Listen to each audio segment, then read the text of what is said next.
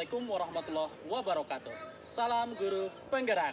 Perkenalkan, saya Arif Rusman, Sarjana Peternakan dari SMK Negeri 1 Batangunang, merupakan calon guru penggerak angkatan 11 dari Kabupaten Padang Lawas Utara.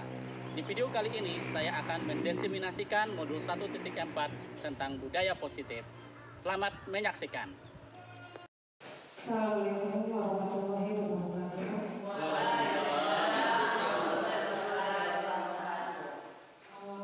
Mari sama-sama kita panjatkan kepada Allah Subhanahu wa Ta'ala yang telah memberikan kepada kita kesehatan, kesempatan bisa berkumpul di ruangan ini dalam acara diseminasi budaya positif oleh Arif Rusman Lubis SPD yang dalam hal ini adalah sebagai calon guru penggerak dari SMK Batangunang. Sholawat dan salam kepada Nabi besar Muhammad SAW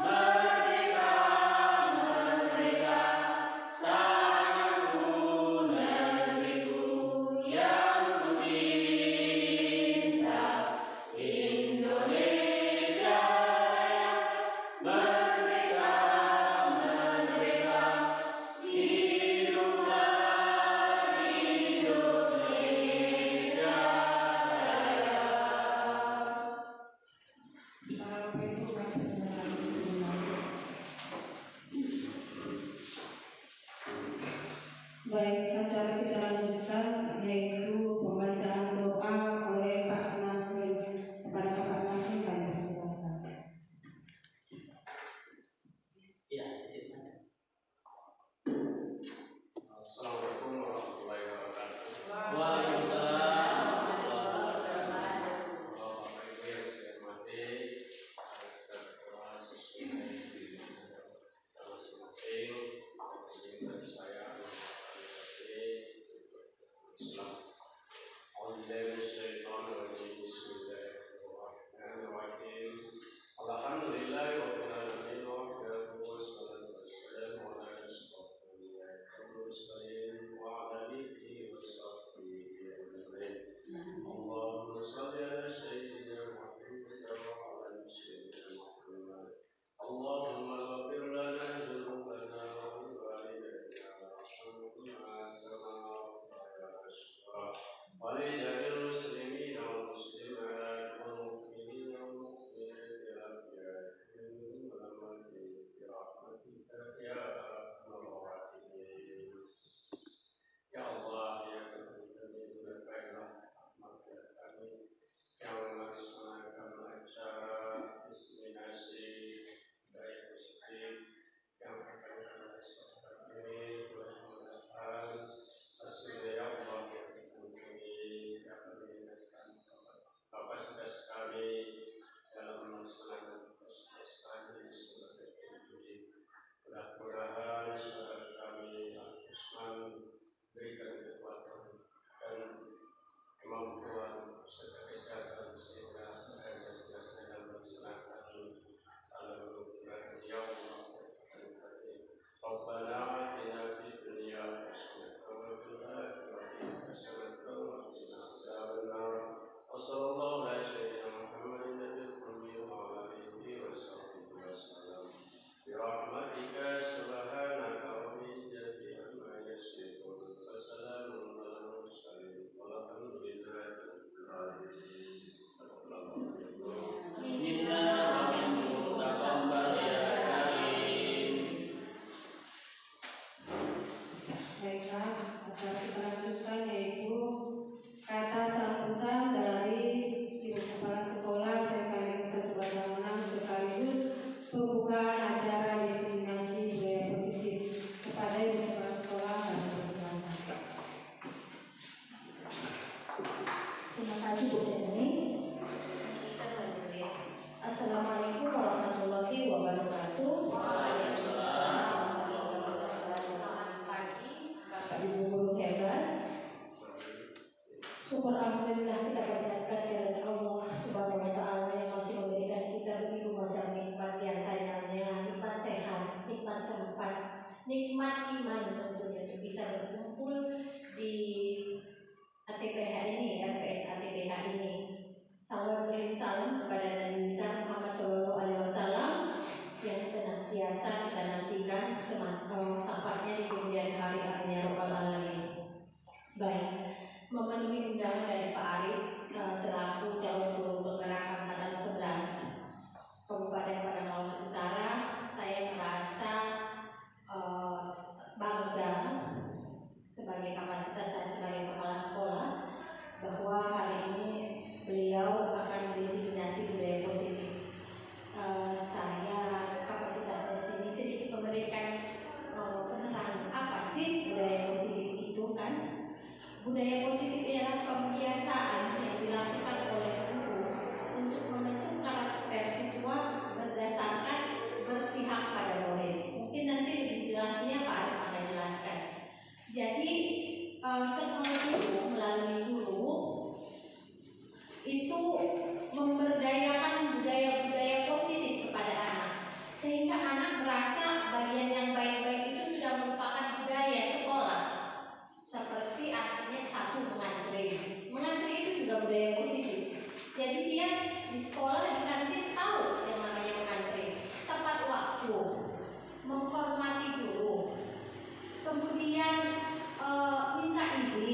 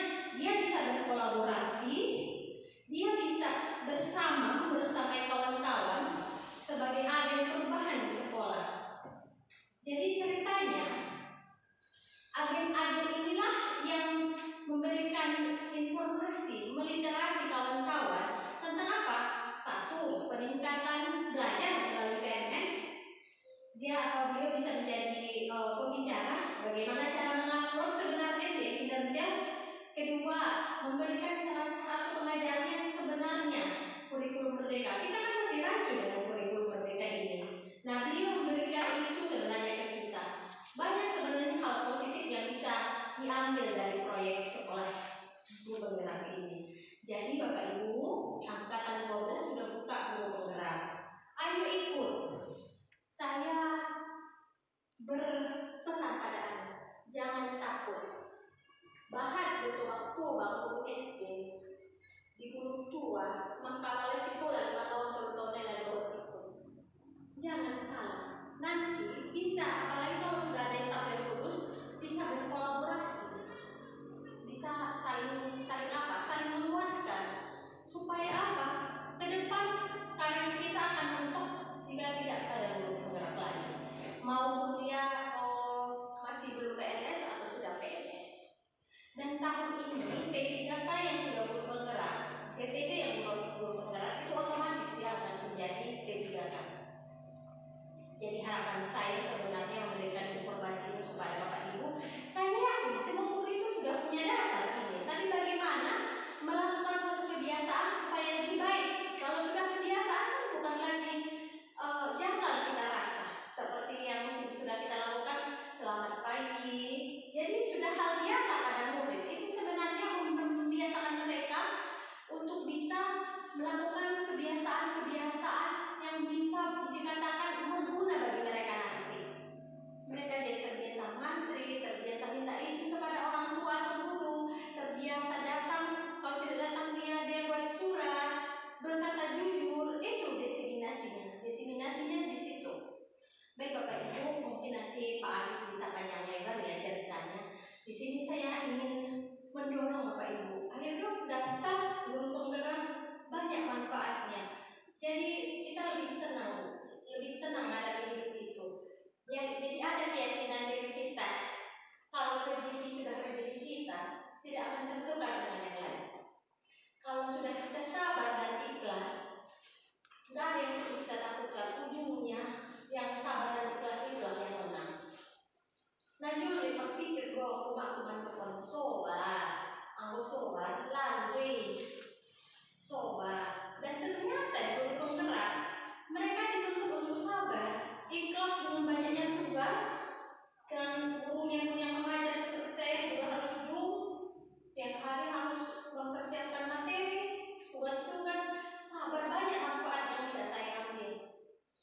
Sabar dan ikhlas serta meningkatkan kapasitas saya, memantaskan diri saya untuk selalu menjadi seorang guru. Oke Bapak Ibu, saya harap angkatan 12 sudah ada loh. Angkatan 12 sudah ada. Kalau ternyata Anda belum ikut angkatan 13, ikut saja, coba saja, nikmati prosesnya. Oke Bapak Ibu? Seperti kata Pak Arif, nikmati saja. Nggak apa-apa, ikutan jadi. Kalau jujur di mata, ya lo pandai. Kalau jujur itu sudah salah hati dia lewat deh.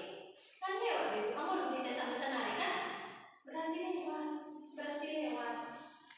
Itu yang paling penting. Selalu berusaha berpikiran positif, menemukan teman-teman yang berpikiran positif, memanjangkan umur, menyehatkan badan.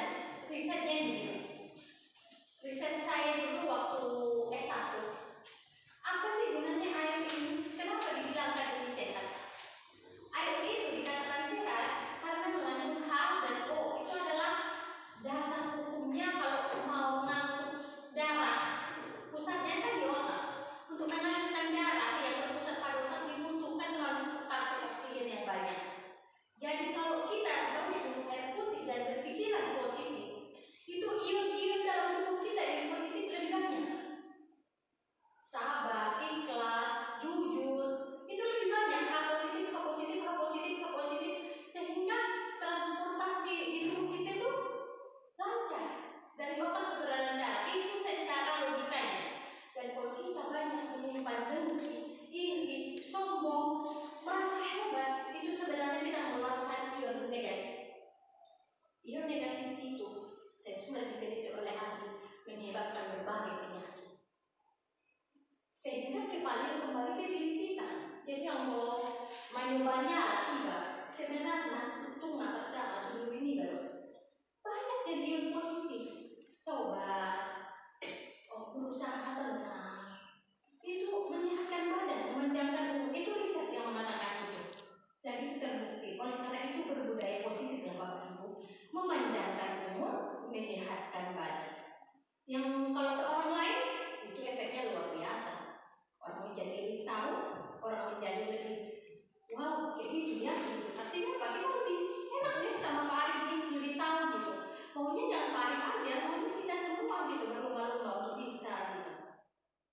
Jadi itu penelitian yang saya awal kutip itu, kalau kita ngantuk kenapa minum aqua? Karena di sini banyak oksigen, sehingga dia membangunkan otak yang udah ngantuk. Ini otot, pakai waria dia naik, dia positif. Jadi goyang kalau kaki, nah udah murni. Nah, ion positif itu didiseminasi ke budaya positif, jujur, sabar. Itu dia, jadi korelasi sebenarnya antara satu ilmu pengetahuan dan ilmu lain. Betul, dan artinya semakin kita tahu, semakin kita tidak tahu. Semakin kita paham, semakin kita tidak paham. Semakin kita paham, semakin kita tidak paham. Artinya ternyata betul oleh ekonomi Nabi, ada hubungan dari satu ilmu ke ilmu lainnya. Ingat Ibu, Bapak, berkata-kata yang positif, bertingkah laku yang positif, berpikir yang positif, ucapkan yang baik-baik, itu akan kembali ke diri kita, memanjangkan umur, menyehatkan badan. Oke, setuju itu? Setuju. Mulai dari sekarang selalu berpikir positif, berkata-kata yang positif. Itu sebenarnya arti definisi budaya positif. Kita dulu yang bisa melakukan itu, baru bisa kita menularkannya kepada anak didik kita. Oke, berusaha berubah. Nah seperti ini sebenarnya kalau pengajaran di pengajaran praktek, banyak lagi ilmu yang lain. Ayo dong Pak, dicoba dulu prakteknya. Banyak ilmu yang kita dapat. Baik, tidak panjang lebar yang saya sampaikan. Mudah-mudahan bermanfaat dan sudah mulai paham ya apa itu diseminasi budaya positif. Terima kasih atas waktunya Pak Arif yang sudah membuka forum diskusi kali ini. Mudah-mudahan memberikan literasi kepada kami semua, berkolaborasi kita, bersinergi kita untuk sama-sama dari yang tidak tahu menjadi tahu. Enggak ada manusia yang sempurna dan enggak langsung sempurna untuk menjadi sempurna. Yang namanya manusia dari yang salah menjadi baik itu proses. Kalau baik dari awal terus baik dari akhir itu bukan manusia. Itu artinya tidak melakukan apa-apa. Kalau yang melakukan apa-apa dan yang kurang baik menjadi baik, itu artinya berproses dan itu bagian dari diri kita sebagai makhluk yang tidak sempurna.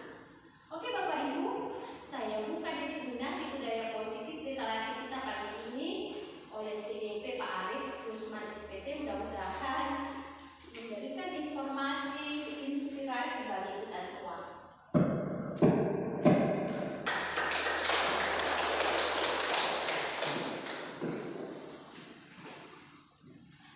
Terima kasih kepada Bapak yang telah memberikan sambutannya. Mudah-mudahan kawan-kawan Bapak Ibu semua ada yang berminat masuk di angkatan 12 itu. Selanjutnya diseminasi oleh calon guru penggerak CGP oleh Bapak Arif Rusman Lubis SPT. Kepada Bapak kami persilahkan. Baik, terima kasih Ibu Moderator. Assalamualaikum warahmatullahi wabarakatuh. Pertama kali tentunya Bapak Ibu kita bisa berharu memperbaiki rasa syukur kita kepada Allah Subhanahu wa Ta'ala atas semua limpahan rahmat, karunia, kasih sayangnya kepada kita semua.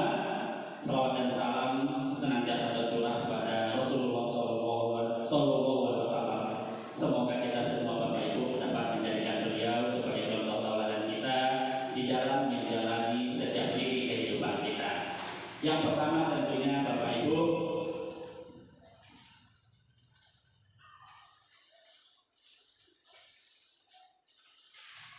dalam kesempatan ini izinkan saya Bapak Ibu untuk mendiseminasikan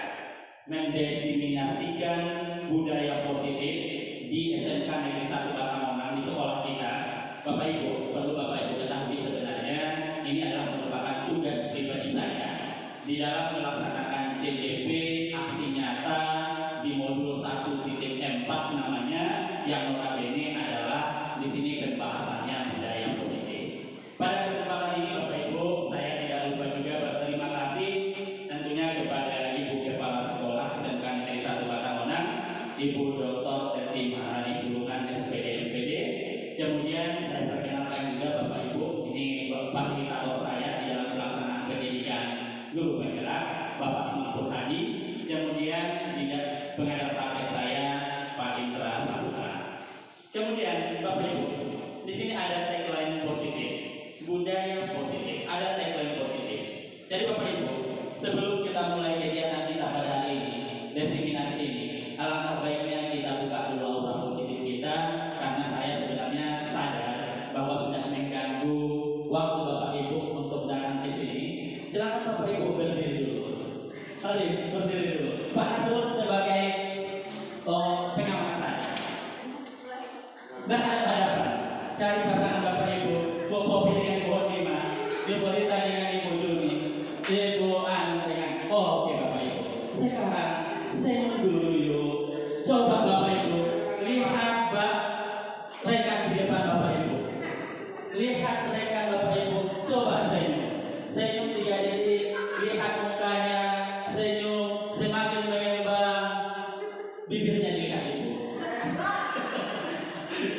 Oke. Sudah Bapak Ibu sudah dilihat senyum kawannya. Oke. Tepuk tangan buat kita semua. Silakan duduk kembali. Saya harapkan Bapak Ibu dengan tagline positif, kemudian kita membuka hati kita dengan senyum di awal, maka kegiatan kita pada hari ini dapat kita ikuti dengan senang hati. Baik Bapak Ibu, sebelum kita masuk pada materi, kita lihat dulu kesepakatan bom diseminasi kita. Ini adalah merupakan kesepakatan kita bersama. Ini sudah ada beberapa yang saya buat, menghargai siapapun. Jadi nantinya kalau misalnya ada saya meminta pendapat Bapak Ibu, silakan Bapak Ibu, semua jawaban kita tidak ada yang salah. Semua jawaban kita semuanya benar. Kita saling menghargai saja pendapat masing-masing. Kemudian mencari pendengar yang baik. Ketika teman mengutarakan pendapat, kita dengarkan. Bisa jadi ada hikmah, ada nilai yang terkandung di dalamnya yang bisa kita diseminasi ke dalam diri kita. Kemudian izin, harapannya minta izin kalau tidak keluar, boleh Bapak, boleh, tidak masalah.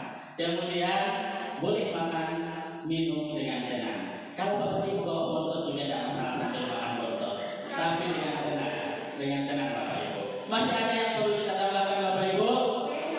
Kuenya. Bisa kita sepakati yang di depan? Bisa Bapak Ibu? Bisa. Oke. Baik, kita lanjutkan Bapak Ibu ke pembahasan kita tentang budaya positif.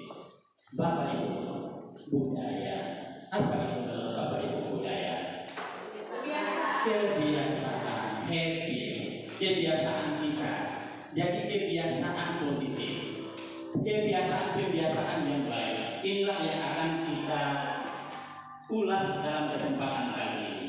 Baik Bapak Ibu, sebelumnya kita lihat dulu.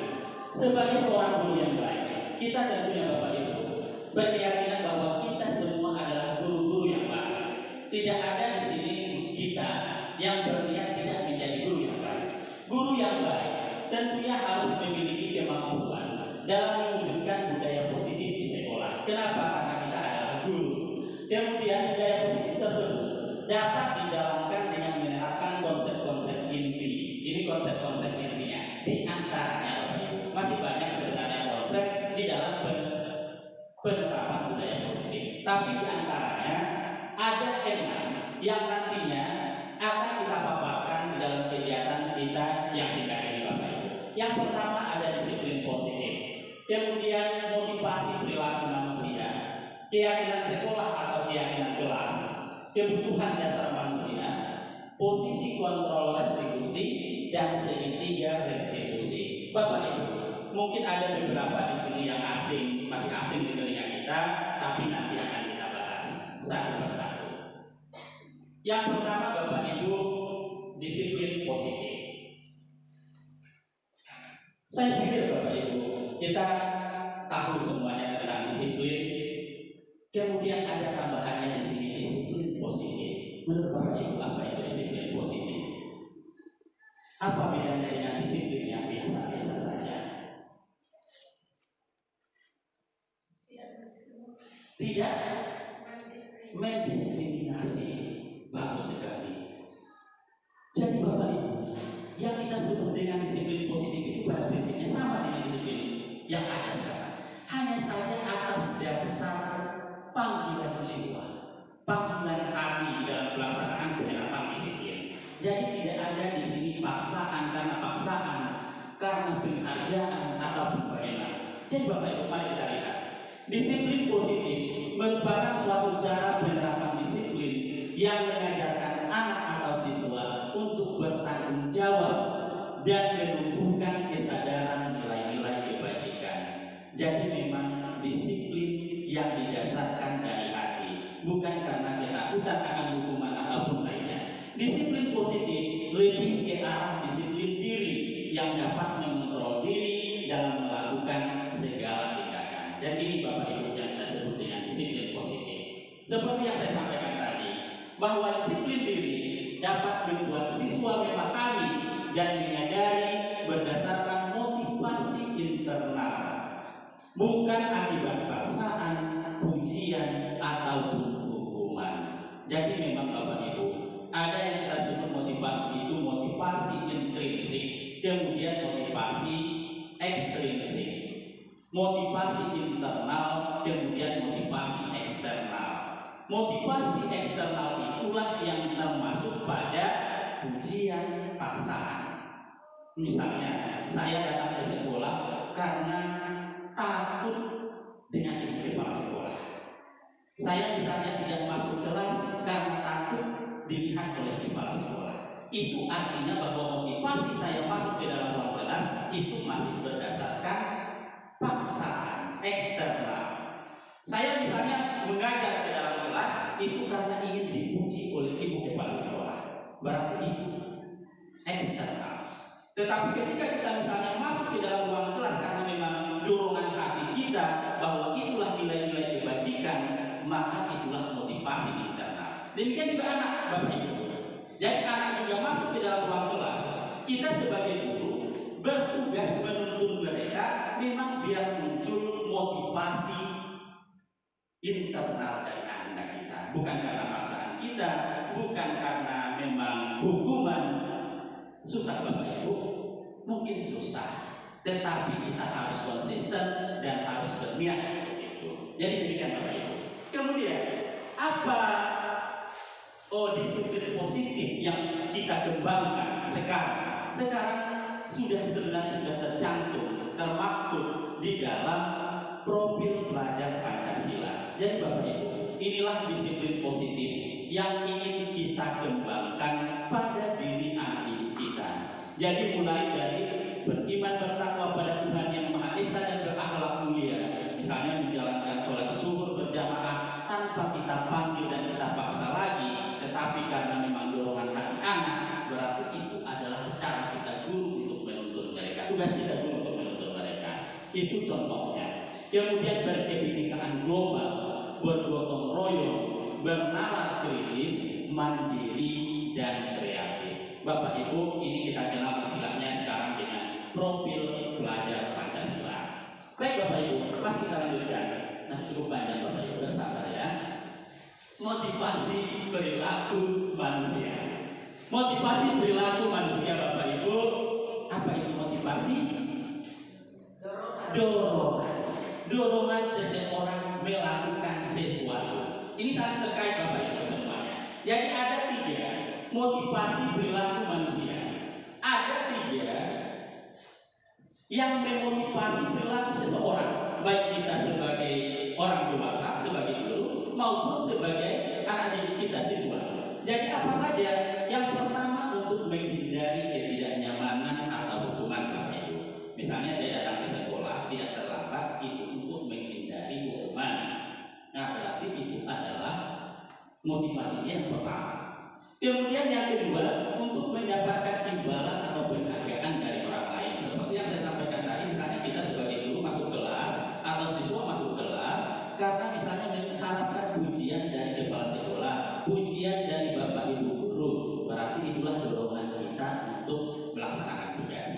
Kemudian ada yang ketiga, untuk menjadi orang yang mereka inginkan dan menghargai diri sendiri dengan nilai-nilai yang mereka percaya.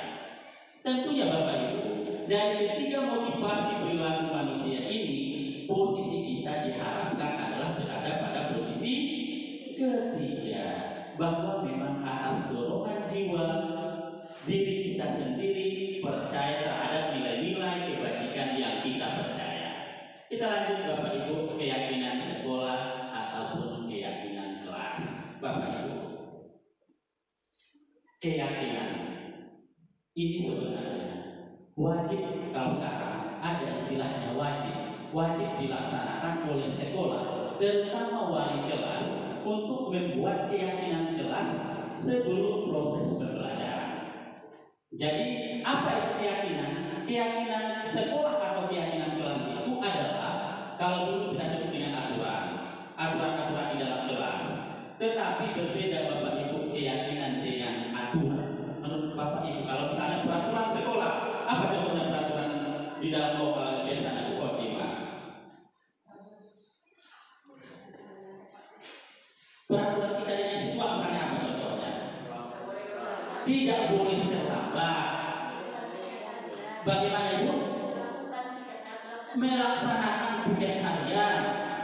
Tidak boleh cabut. Nah itu dulu adalah peraturan. Nah sekarang nggak boleh lagi peraturan Bapak Ibu. Sudah digeser. Harus menjadi keyakinan. Jadi peraturan kelas dulu harus dirubah sekarang menjadi keyakinan kelas. Sekarang Bapak Ibu, sebelum kita lihat ke sini, bolehlah saya bagi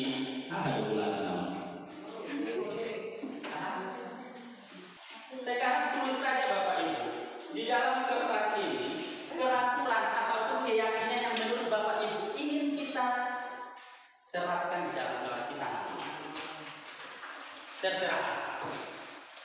Biar kita lihat nantinya apa sebenarnya perbedaan antara peraturan dengan keyakinan. Silakan Bapak Ibu. Kalau sudah selesai Bapak Ibu, silakan tempel di papan di depan.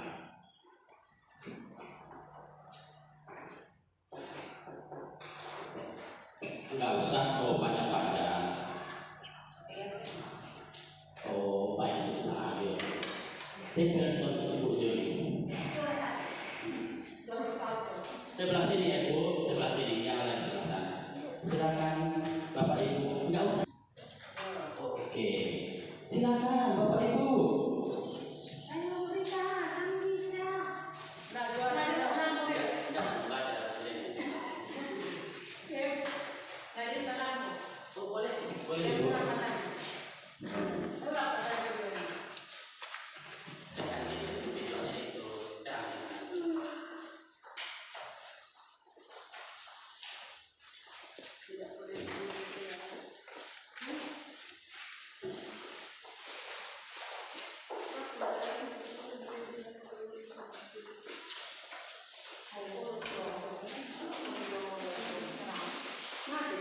Oke, silakan Pak Nas. Kita sebelum saya baca apa yang ditempelkan oleh Bapak Ibu, kita lihat dulu tentang apa sih sebenarnya keyakinan kelas itu. Keyakinan kelas itu nilai-nilai universal yang diyakini bersama, berasal dari dalam diri dan tanpa paksaan, dan tidak dipaksa-paksa. Kemudian yang kedua, keyakinan kelas dapat menggambarkan budaya atau kultur di sekolah. Kemudian guru berperan dalam mewujudkan terbentuknya keyakinan sekolah atau kelas dengan adanya kesepakatan antara guru dan siswa. Bapak Ibu, kita lihat dulu. Yang pertama keyakinan ini yang selama ini kita buat di dalam kelas kita. Misalnya hadir tepat waktu di sekolah, tidak boleh cabut membersihkan kelas, tidak boleh terlambat, tidak boleh cabut, tidak boleh membuli melaksanakan piket kelas, tidak boleh terlambat masuk kelas, melaksanakan sholat zuhur berjamaah, hadir tepat waktu, tidak boleh cabut, tidak boleh alfa, tidak boleh terlambat masuk kelas, melaksanakan tugas harian, tidak ribut selama proses belajar mengajar berjalan. Bapak Ibu, memang keyakinan kelas dan peraturan kelas. Bapak Ibu, yang kita sebut dengan peraturan kelas itu pada umumnya kita tidak berdasarkan musyawarah. Itu yang pertama. Jadi biasanya kita sebagai wali kelas dominan hanya membuat aturan yang kita inginkan.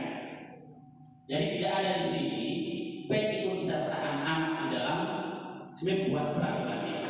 Jadi kamu nggak boleh terlambat, buat tidak boleh terlambat, tidak boleh cabut, tidak boleh ini. Itu artinya bahwa sebenarnya satu arah. Kemudian anak merasa terpaksa untuk melaksanakan peraturan. Kemudian yang kedua, tidak ada di situ membuat kesadaran diri anak. Jadi kita tidak tidak berdasarkan keinginan anak itu sendiri untuk melaksanakannya, tetapi pada umumnya adalah karena keterpaksaan. Sementara keyakinan kelas itu dibuat bersama anak-anak, didiskusikan bersama anak-anak, kemudian nantinya disepakati, baru dibuat konsekuensinya apa ketika memang kita melanggar tentang keyakinan yang sudah kita buat. Jadi kalau keyakinan itu mendorong kita untuk menggali dari anak itu sendiri, motivasi internal tadi, Bapak Ibu. Jadi seperti itu. Jadi harapannya nanti. Kemudian satu lagi yang perlu kita pastikan, bahwa keyakinan kelas tidak boleh menggunakan kata negatif. Keyakinan kelas itu harus berdasar membuatnya dalam menggunakan kata positif. Misalnya ini kan kata negatif ini. Tidak boleh terlambat, tidak boleh kabur, tidak boleh membuli. Kata tidak boleh itu adalah kata negatif. Jangan, dilarang, itu adalah kata-kata negatif. Di dalam keyakinan kita tidak boleh menggunakan kata negatif, Bapak Ibu. Kenapa? Karena menurut penelitian orang yang meneliti tentunya, psikologisnya ketika ada kata-kata negatif, maka nantinya efeknya juga bakalan negatif. Kalau dilarang itu, maka malah menstimulus anak untuk melaksanakan. Misalnya, jangan buka situs ini, maka anak akan berpikir untuk membuka situs itu. Sekarang saya sampaikan sama Bapak Ibu, jangan pikirkan sekarang gajah dalam kepala Bapak Ibu. Jangan pikirkan gajah. Tapi pasti saya yakin di dalam kepala Ibu Rani sekarang sedang berputar-putar gajah itu sendiri. Iya Bapak Ibu. Nah makanya kita menstimulus anak itu harus menggunakan kata positif. Misalnya, tidak boleh terlambat. Apa kata positif yang bisa kita sepakati? Datang, hadir tepat waktu di sekolah. Jadi seperti itu Bapak Ibu. Ini harus kita sepakati bersama di kelas. Jadi ini memang dianjurkan, sangat dianjurkan. Wajib sekarang sifatnya Bapak Ibu, setiap kelas itu membuat keyakinan kelas, sehingga nantinya akan terkait dengan segi-segi diskusi di belakang. Bagaimana kita mengatasi permasalahan anak. Oke Bapak Ibu, kita lanjut. Masih ada 3 materi lagi yang disampaikan. Sebelum kita ke materi, silakan kita berdiri kembali Bapak Ibu. Kita bermain sejenak.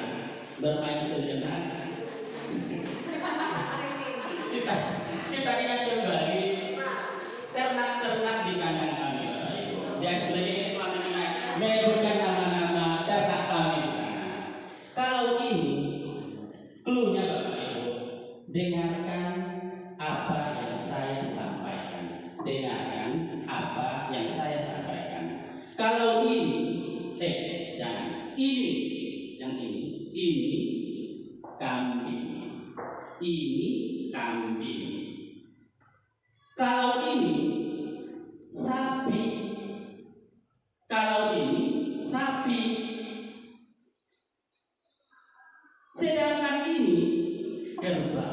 Sedangkan ini kerbau. Boleh gimana? Ini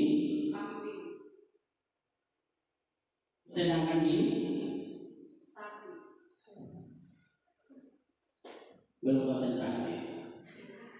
Ibu Rita, saya udah bilang ya,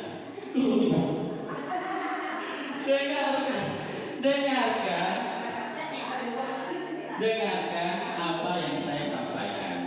Yang saya sampaikan ya Bapak Ibu. Ini kambing, ini kambing. Kalau yang ini sapi, sedangkan yang ini kerbau. Kalau yang ini Bu Rita, yang ini sapi. Lolos. Ini Bu Olia, kambing. Sedangkan yang ini Bu Cia,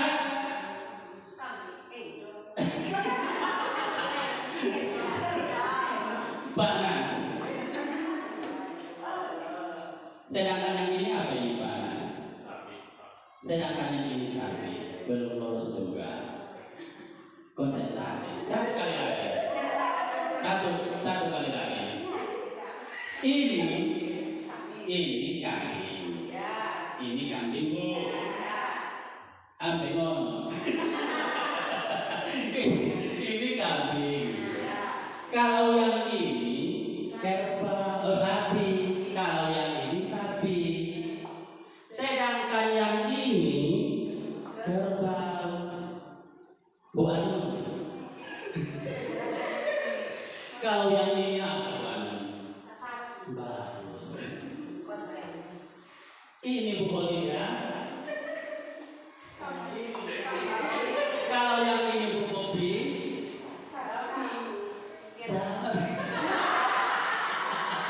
Lagu ya, tepuk tangan Bapak Ibu Bapak Ibu. Silakan, itu cuma membantu konsentrasi kita saja. Sebenarnya Bapak Ibu sederhana saja. Jangan terpaku dengan jari saya.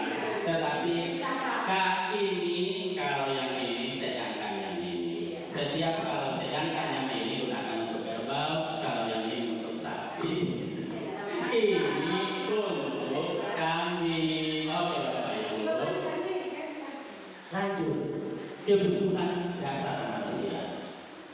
Ibu Rita, apa menurut kebutuhan dasar kita sebagai manusia? Apa yang ibu butuhkan sebagai manusia, Bu Rita? Makan, bernafas. Ini ya, makan, bernafas, malu terpenuhi merasa ibu. Nisa, jadi apa saja yang kita butuhkan? Sandang pangan. Dan untuk kasih sayang kok. Artinya banyak sebenarnya Bapak Ibu kebutuhan dasar kita. Selain dari kebutuhan pokok tentu butuh kasih sayang, butuh dicintai. Nah, kita lihat Bapak Ibu, kebutuhan dasar manusia. Jadi inilah kebutuhan kita sebagai manusia. Anak juga Bapak Ibu, bukan kita saja manusia, semuanya ya. Ya siswa juga. Kita harus mengetahui apa saja sebenarnya kebutuhan anak. Yang pertama bertahan hidup. Bertahan hidup itu misalnya makan. Nah itu bertahan hidup. Kemudian butuh kasih sayang dan rasa diterima. Coba kalau kita tidak mendapatkan kasih sayang, uring-uringan kan Bapak Ibu, uring-uringan. Hanya seperti itu. Penguasaan, kemudian kebebasan dan kesenangan. Ini kebutuhan dasar kita semua, baik kita sebagai pendidik maupun siswa. Yang pasti manusia Bapak Ibu. Kemudian pernyataan. Ketika seorang siswa melakukan perbuatan yang bertentangan dengan nilai-nilai kebajikan atau melanggar peraturan, hal itu sebenarnya dikarenakan mereka gagal memenuhi kebutuhan dasar mereka. Jadi ini harus kita pahami Bapak Ibu. Misalnya, anak melakukan hal di luar dari kebajikan, misalnya selalu datang terlambat, mengganggu teman di kelas, cabut, tidur di dalam ruangan, itu berarti ada alasan anak. Apa alasannya? Bisa jadi tidak terpenuhi kebutuhan dasar dia tadi. Jadi kita pun nanti sebagai guru mengatasi masalah anak, dia harapkan adalah berdasarkan kebutuhan dasar dia yang missing, yang hilang. Jadi jangan kita paksakan. Dia tidur di kelas. Dia misalnya karena kebutuhan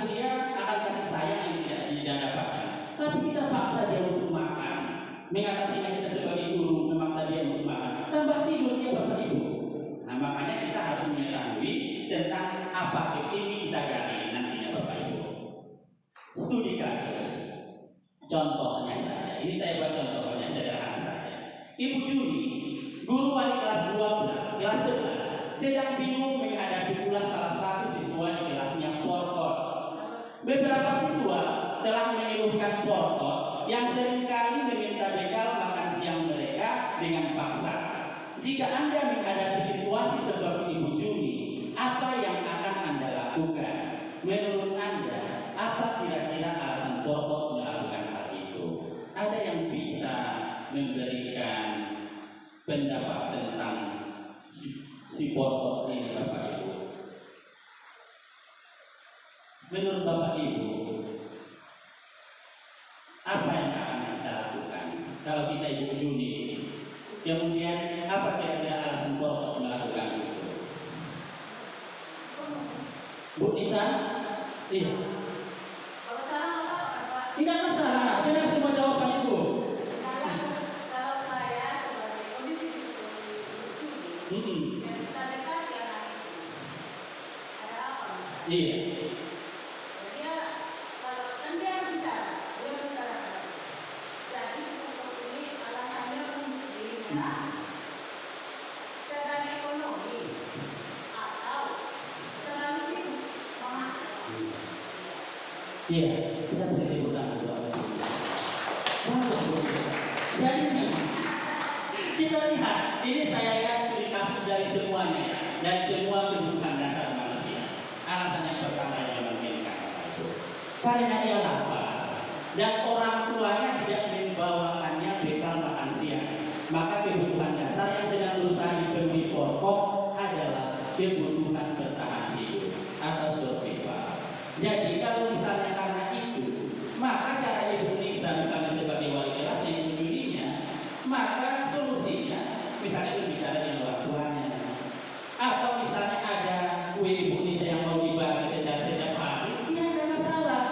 Nah, jadi seperti itu. Kalau misalnya alasan si porkot adalah ini, kemudian alasan porkot kedua, karena dia senang temannya jadi memperhatikan dia ketika teman melakukan tindakannya itu pada gurunya dan gurunya memberitahu orang tuanya sehingga orang tuanya jadi memperhatikan dia, maka kebutuhan dasar yang sedang dipenuhi porkot adalah kebutuhan akan kasih sayang dan rasa diterima.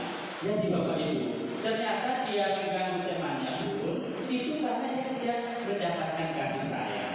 Jadi ketika misalnya diganggu temannya kan dipanggil Ibu Junilah dia. Oh ternyata Ibu Juni ini yang butuh perhatian kita. Jadi seperti itu Bapak Ibu. Kemudian alasan si porkot yang ketiga, karena temannya jadi takut dan dengan dia dan menuruti keinginannya, maka porkot sebetulnya sedang berusaha memenuhi kebutuhan dasarnya akan kekuasaan. Bagaimana tindakan kita sebagai wali kelas? Kalau seperti ini, lebih baik si porkot ini kita jadikan dia sebagai struktur organisasi di dalam kelas, baik ketua, sekretaris, bendahara. Kenapa? Karena itulah yang dia terberhenti dalam dirinya.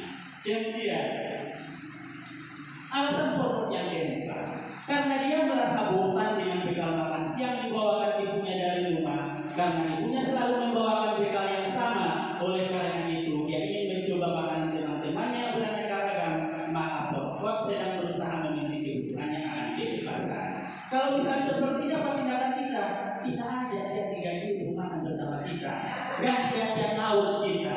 Iya kan? Jadi seperti itu Bapak Ibu. Jadi sesuaikan penyelesaian kita terhadap masalah anak itu berdasarkan apa alasan dia, apa kebutuhan dasar dia yang belum terpenuhi. Jadi seperti itu Bapak Ibu. Kemudian kita ke posisi kontrol restitusi. Mungkin Bapak Ibu, posisi kontrol restitusi ini adalah merupakan istilah yang baru bagi kita Bapak Ibu. Ini sebenarnya adalah cara penyelesaian permasalahan yang dihadapi di kelas. Jadi kita sebagai guru memposisikan diri kita sebagai manajer, seharusnya sebagai manajer. Jadi Bapak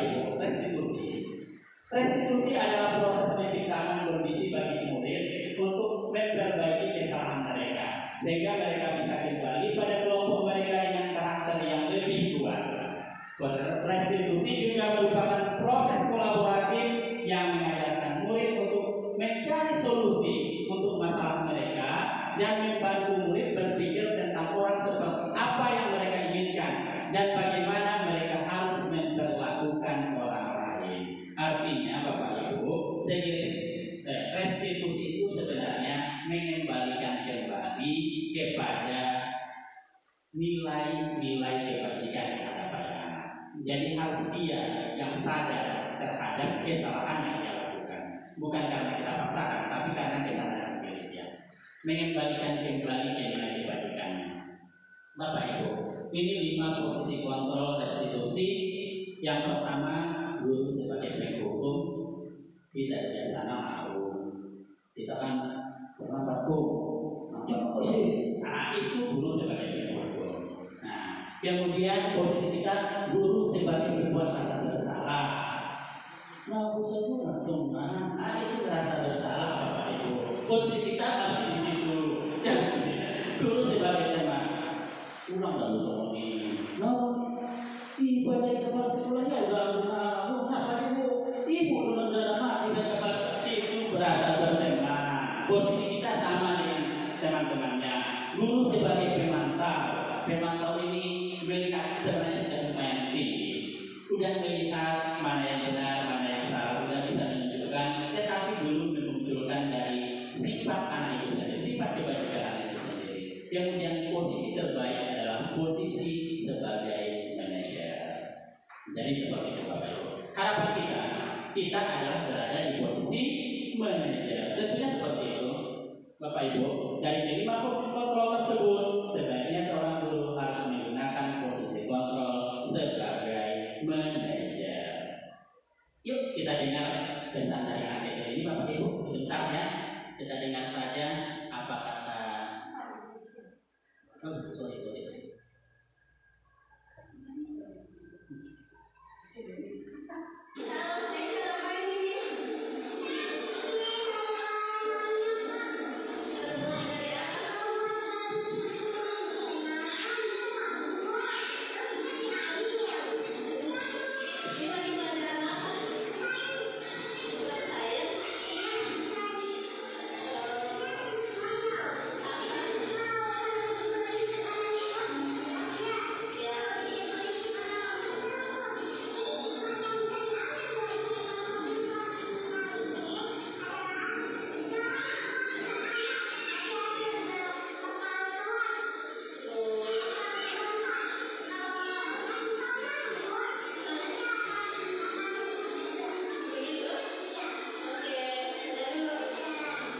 Jadi hikmahnya yang bisa kita ambil. Jadi seperti itu ya Bapak. Jadi katanya hikmahnya yang bisa diambil. Kalau tindakan kita terhadap anak itu keras, maka sebenarnya menuntut anak untuk menjadi keras juga pada masanya. Sekarang mungkin belum kelihatan karena dia baru saja kelihatan di depan kita, tetapi sebenarnya di dalam masa akan terbentuk sifat seperti itu. Itu psikologisnya. Kemudian ketika memang dengan kelembutan, dengan perhatian, dengan restitusi kembali, maka anak diharapkan akan menyadari tentang kesalahannya, kehilafannya, dan kembali ke dalam nilai-nilai kebajikan. Ini yang kita sebut dengan segitiga restitusi Bapak Ibu. Ini cara penanganannya. Jadi tahapan di dalam, misalnya ada anak bermasalah di dalam lokal, ada anak yang tidak bermasalah, ada anak yang bermasalah, maka dianjurkan. Ini salah satu, bukan harus kita membutuhkan. Tidak ada, tetapi diharapkan jangan. Kalau masih bisa jangan. Nah ini salah satu ini yang dianjurkan untuk mengembalikan nilai-nilai kebajikan pada anak. Yang pertama menstabilkan identitasnya, kemudian validasi tindakan yang salah, menanyakan keyakinan. Misalnya saya panggil, misalnya dikurangi oleh saya, berbeda ya ini lokal di masih punya ya. Saya panggil orang, tahu nggak orang ini kenapa saya panggil kamu ke ruangan ini? Jadi pulang langsung, saya nanya, lupa untuk naruh. Tidak perlu seperti itu. Jadi harus kita kembalikan dulu identitas dia. Nah, jadi kita menstabilkan identitas itu, kita sampaikan sama dia. oh sebenarnya ada bohong lagi Ustaz. Sebenarnya bukan kamu saja yang berbuat salah seperti ini. Bapak juga dulu pernah Bapak bertengkar dengan kawan. Masih pinjam sudah Bapak dulu tapi tidak bagus sih ya kan. Nah, jadi dia jangan langsung dianggap bahwa tindakannya dia itu memang frontal, dia salah. Jangan seperti itu. Tetapi kita kembalikan dulu, kita stabilkan dulu identitas dia. Jadi misalnya tidak ada manusia yang sempurna. Saya juga pernah berbuat salah loh, sama kita. Bapak juga pernah berbuat salah. Tapi tentu kita ingin menjadi lebih baik kan. Nah, jadi itu menstabilkan identitas namanya Bapak Ibu. Kita bisa menyelesaikan hal ini. Jangan takut, ini bisa kita selesaikan kok. Nah, jadi seperti itu. Kemudian Bapak Ibu tidak tertarik mencari siapa yang salah, tetapi Bapak ingin mencari solusi dari permasalahan ini. Bapak sebenarnya manggil kamu bukan mencari siapa yang salah, siapa yang benar. Nah, jadi seperti kata-kata seperti itu adalah menstabilkan identitas anak. Kemudian setelah kita stabilkan identitasnya, baru kita validasi tindakan dia yang salah. Padahal kamu bisa melakukan yang lebih buruk dari itu. Bisa juga bikinkan yang goyang, mati ya. Nah, jadi kembali manusia kembali. Ada di lagu memang dia rasa ketika dilakukan oleh ini kembali nyarun terbuka hati dia. Ini yang diharapkan. Ini kan teori Bapak Ibu. Pelaksananya boleh dilaksanakan boleh, tapi memang sangat sulit. Harus konsisten kita Bapak Ibu. Kamu pasti punya alasan mengapa melakukan itu. Adalah alasan sudah ujian ekonomi. Nah, jadi bercerita dia, lakukan pendekatan. Jangan langsung frontal menghakimi anak, karena memang ketika kita frontal menghakimi anak, dia akan menganggap bahwa itulah yang terjadi. Padahal bisa jadi sebenarnya yang melakukan itu kan benar. Karena misalnya ada nilai kebajikan, walaupun dia misalnya bertengkar, tapi masih ada nilai kebajikan yang bisa diambil. Misalnya dia mempertahankan haknya, mempertahankan harga dirinya, itu kan ada nilai kebajikan. Jadi harus kita validasi dulu tindakan dia yang salah, baru kita tanyakan keyakinan dia. Makanya perlu Bapak Ibu tadi keyakinan jelas tadi. Menurutmu ada tidak keyakinan jelas ini dan yang kamu langgar? Ada tidak? Ingat-ingat dulu kembali. Adakah kita kemarin berbicara tentang keyakinan jelas kita? Ada tidak menurut kamu yang kamu langgar? Ada Ibu, ada Ibu. Apa itu? Oh saya apa harus misalnya menghormati dan menghargai teman. Menghormati dan menghargai teman itu. Nah, iya. Kita kan seharusnya menghargai teman. Masa bertengkar? Iya Bu, salah saya itu. Jadi bagaimana saya minta maaf lah itu sama kawan saya itu. Jadi dia sendiri yang akan mengutarakan dia bakal minta maaf. Jadi inilah yang kita harapkan Bapak Ibu di dalam segitiga institusi. Jadi itulah semua pembahasan kita Bapak Ibu tentang disiplin positif, motivasi perilaku manusia, keyakinan kelas, kebutuhan dasar manusia, posisi kontrol institusi, dan segitiga institusi. Nanti kalau ada yang ingin kita diskusikan bersama Bapak Ibu, boleh diberikan kesempatan. Terima kasih. Demikian, semoga bermanfaat. Akhir kata, semoga kita semua tergerak, lekas bergerak, dan mari menggerakkan. Terima kasih. Wassalamualaikum warahmatullahi wabarakatuh. Saya kembalikan kepada moderator. Iya.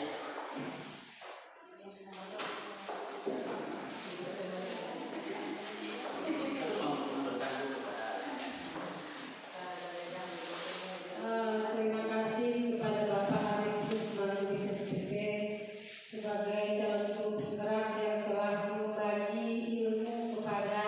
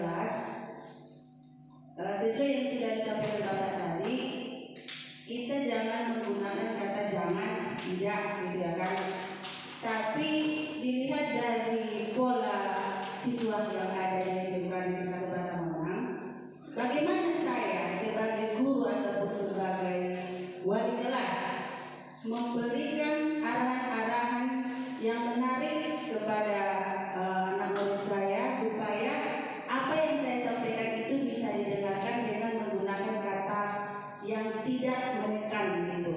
Sementara dilihat dari posisi anak-anak, kalau kita tidak menekan, mereka tidak mendengar. Jadi mohon untuk pengarahannya supaya saya lebih paham. Terima kasih. Assalamualaikum warahmatullahi wabarakatuh. Waalaikumsalam. Langsung saja ya Bu Neni, saya jawab. Baik, terima kasih Bu Rita. Sebenarnya apa yang disampaikan oleh Bu Rita juga apa yang saya rasakan. Sebenarnya kita akan sama-sama di sini. Jadi seperti ini Bu Rita. Tetapi memang langkah awal kita adalah harus menentukan keyakinan. Kita sebagai wali kelas ya, harus membuat keyakinan kelas. Keyakinan kelas itu Bu Rita harus bersama-sama. Tidak boleh kita saja. Jadi kita lakukan dengan anak-anak. Langkah pertama sebenarnya, misalnya kita bagi atau keluarkan kertas saudara. Kemudian tulislah Anda. Silakan tulis di dalam kertas itu bagaimana kelas yang kamu impikan. Itu dulu. Jadi tanyakan dulu anak-anak kita seperti apa kelas yang mereka impikan. Jangan langsung ke peraturan ini. Tetapi misalnya saya menginginkan kelas yang aman, nyaman, dan damai. Saya menginginkan kelas mendapatkan kelas yang sejuk, yang indah, yang banyak foto-fotonya. Karena nanti kan adalah semuanya di situ anak kita membuat pendapatnya tentang seperti apa kelasnya mereka inginkan. Jadi kita kumpulkan itu, kemudian kita lihat, kita boleh kita tempel seperti ini. Kemudian kita suruh lagi anak kita berkeliling membacanya. Seperti sebenarnya ini adalah cara kita berkolaborasi juga dengan anak Bapak Ibu, mendekatkan diri kita dengan anak didik kita di dalam sebagai wali kelas. Kemudian nanti dari kelas yang mereka impikan itu, baru kita beranjak ke keyakinan kelas. Jadi menurut anak semua untuk mewujudkan kelas yang kita impikan ini, kita kan harus ada keyakinan, harus ada kesepakatan. Apa saja kesepakatannya? Baik di sini, misalnya tetap mereka akan menulis, tidak boleh cabut, tidak boleh. Kita kan seperti itu, tetap seperti itu. Jangan. Apalagi Bu Rita kan ibu bahasa Indonesia akan suatu hal yang sangat mudah mengubah kata negatif tadi menjadi kata positif. Dan itu memang keyakinan kelas itu harus diketahui bersama siswa, disepakati bersama, harus seperti peraturan juga Bu Rita. Seperti peraturan juga harus mereka ketahui, harus mereka yakini bahwa itu harus dipatuhi. Karena memang sudah kesepakatan bersama. Setelah kita buat keyakinan kelas, buat konsekuensi. Boleh kita membuat konsekuensi, boleh. Tidak ada larangan membuat konsekuensi. Jadi konsekuensinya boleh kita sepakati bersama. Misalnya kalau kamu melanggar keyakinan kita yang ini, apa konsekuensinya yang kita sepakati? Tapi harus kesepakatan bersama. Jangan kita gurunya, kalau aku undang mati rupanya. Tidak boleh kayak gitu. Nah itu di dalam dirinya. Nah, karena kita kan sebenarnya guru itu sebenarnya tidak memaksa anak untuk sukses menurut diri kita. Kita ini sebenarnya sukses semuanya. Bukan tinggal kelas murid kita sukses. Kenapa? Karena anak itu akan tumbuh dan berkembang sesuai dengan potensinya. Nggak bisa saya paksakan semua anak itu harus pintar peternakan. Karena potensinya bukan peternakan. Tidak bisa Ibu Anu memaksa anak kita itu pintar semuanya bahasa Inggris. Karena potensinya bukan di situ. Nah, jadi nggak usah kita terlalu memaksakan diri dia sesuai dengan keinginan kita, tetapi sesuai dengan tumbuh kembang anak itu saja potensi dia. Jadi ketika misalnya dia sudah datang ke sekolah sebenarnya, makanya tidak ada kan istilah tinggal kelas Bapak Ibu sekarang. Itu sebenarnya karena semua anak itu memang tumbuh sesuai dengan kontraknya. Maklum ini kontrak ini. Kalau si Hajar Dewantara mengatakan anak itu, guru itu hanya sebagai petani yang menanam jagung. Maka ketika kamu menanam jagung, tumbuhlah jagung. Tidak mungkin tumbuh menjadi padi. Artinya apa Bapak Ibu? Kita hanya menuntun anak, menuntun, mengumpulkannya, menyayanginya agar Jadi tidak ada bisa kita paksakan. Oh jagung, tanam kamu jagung, tapi saya mau panen, kamu harus jadi padi. Tidak boleh seperti itu Bapak Ibu. Jadi kita hanya menuntut menggali potensi dia menjadi orang yang bahagia, mencapai kebahagiaannya menurut kebahagiaan dia sendiri. Kebahagiaan dia tidak bisa kita paksakan kebahagiaan kita. Seperti itu Bu Rita. Jadi harus kita buat dia yang jelas, kemudian kita buat konsekuensi. Demikian. Terima kasih. Masih ada Bapak Ibu? Sebelum kita tutup, Pak. Oh baik. Terima kasih Bapak Ibu atas semua atensi Bapak Ibu, kesediaan Bapak Ibu bersama saya di dalam kelas diskusi ini. Semoga kita semuanya menjadi guru yang lebih baik, bertekad menjadi guru yang lebih baik. Tentu itu tujuan kita sama semuanya Bapak Ibu. Terima kasih, banyak maaf. Wassalamualaikum warahmatullahi wabarakatuh.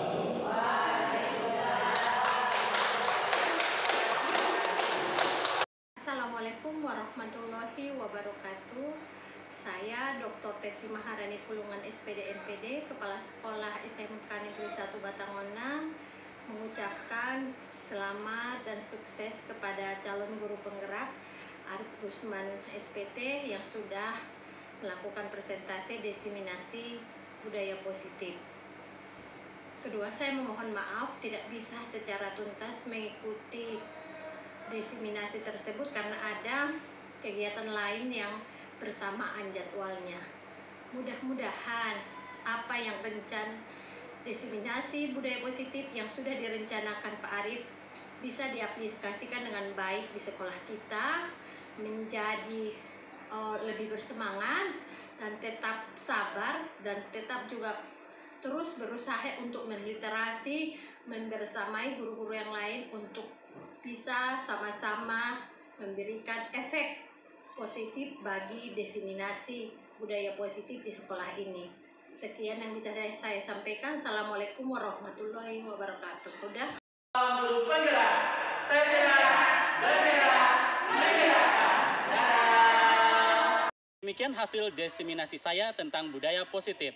Akhir kata, salam guru penggerak, tergerak, bergerak, dan menggerakkan. Wassalamualaikum warahmatullahi wabarakatuh.